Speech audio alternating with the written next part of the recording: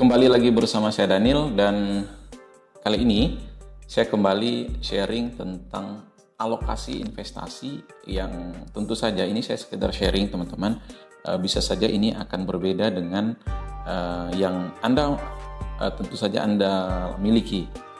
Nah, ini merupakan contoh alokasi investasi yang memang bisa dibilang ini sesuai, karena alokasi investasi yang sesuai pada masing-masing instrumen akan membantu kita dalam mencapai tujuan keuangan dengan risiko yang lebih rendah.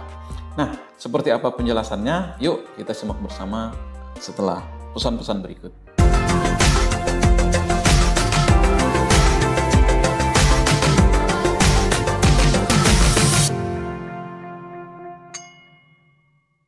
Oke, teman-teman. Nah, teman-teman, kita mau coba ilustrasikan alokasi investasi yang tentu saja sesuai dengan tujuan keuangan kita agar kita dapat mencapainya dengan rasa tenang. Nah, yang pertama teman-teman, kita asumsikan bahwa nilai investasi kita di sini adalah 100 juta. Nah, jadi kebutuhan dana awal tentu saja tergantung pada tujuan kita masing-masing. Nah, kemudian kita lanjut pada yang tahap berikutnya, kita memilih instrumen.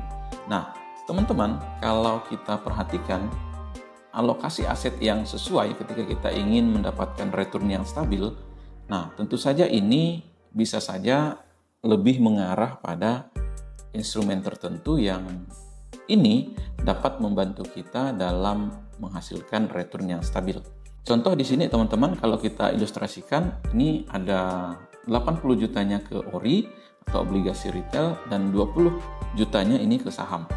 Nah, dengan asumsi bahwa ORI ini semacam contoh saja teman-teman, returnnya stabil di angka 5% per tahun. Kalau kita kalikan 5% per tahun dari 80 juta, maka akan menghasilkan kurang lebih 4 juta.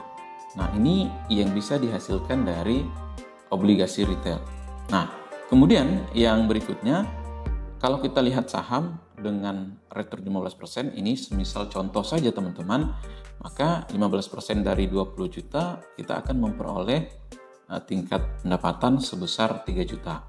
Nah, jadi total return yang kita peroleh 3 juta di saham dan 4 juta di ORI tadi, maka per tahun kita akan memperoleh sekitar 7 juta.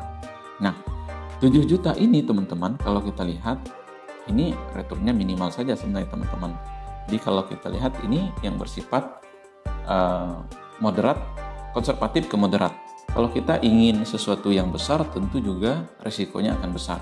Nah, bandingkan misalnya ketika returnnya minimal 5% di ORI, Anda akan memperoleh 5 juta per tahun dari instrumen yang modal yang kita miliki 100 juta tadi.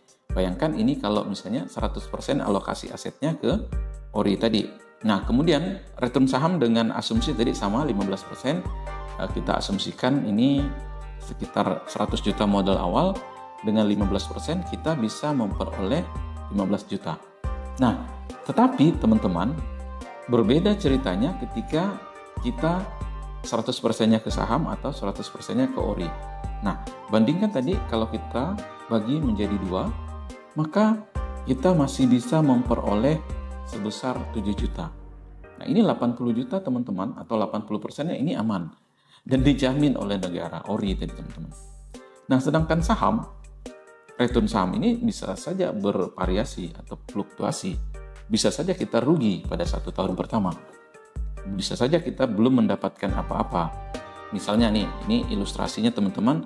Jadi contoh kasusnya, kita ingin mendapatkan penghasilan 10 juta atau returnnya 10 juta. Jadi berapa sih sebenarnya porsi saham yang bisa kita alokasikan? Nah, teman-teman, kalau kita lihat dengan asumsi yang sama tadi, misalnya return saham 15%, kemudian modal yang kita perlukan berapa sih untuk saham ini? Nah, tadi teman-teman, dengan komponen return yang kita inginkan 10 juta, ini kita masukin di sini. Nah, kurang lebih rumus perhitungannya seperti ini.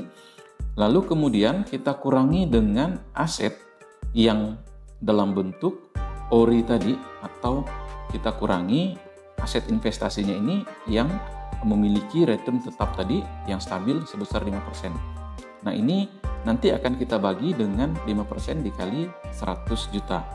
5% kali 100 juta ini adalah kurang lebih 5 juta. Jadi di atasnya ini 5 juta, kemudian dengan return 15% tadi, ini asumsinya di saham, dan ini asumsinya di ori, jadi 15% kurangi 10%. Nah, kalau kita bagi dengan cermat teman-teman, 10 juta kurangi dengan 5 juta, ini adalah 5 juta hasilnya. Nah, 10 kurang 5, 5. Oke. Kemudian 15% kurangi 5%, ini adalah 10%. Nah, udah kita bagi tuh. Nah, jadi maka ketemu hasilnya 50 juta. Nah, dengan demikian teman-teman, kita bisa berkesimpulan bahwa ketika kita ingin mendapatkan return yang stabil sebesar 10 juta, maka alokasi aset kita adalah 50%-nya ke saham atau 50 juta ke saham, kemudian 50 jutanya ini lagi ke ori. Jadi demikian teman-teman cara menghitung porsi saham yang sesuai. Nah, ini merupakan langkah sederhana bagi kita untuk menghitung alokasi aset investasi yang sesuai. Nah, alokasi ini teman-teman tentu saja bisa memberikan gambaran kepada kita bagaimana kita mengalokasikan aset yang kita miliki. Tentu saja teman-teman berdasarkan goal yang kita inginkan. Demikian teman-teman sharing dari kami, mudah-mudahan informasi ini bermanfaat. Jadi jika Anda suka dengan video kami, silahkan like dan share ke teman-teman Anda. Jika Anda suka dengan channel kami atau senang dengan apa yang kami bahas di channel kami, silahkan subscribe dan nyalakan lonceng notifikasi agar tidak ketinggalan video terbaru dari kami. Teman-teman, saya Daniel dan sampai bertemu pada video berikutnya.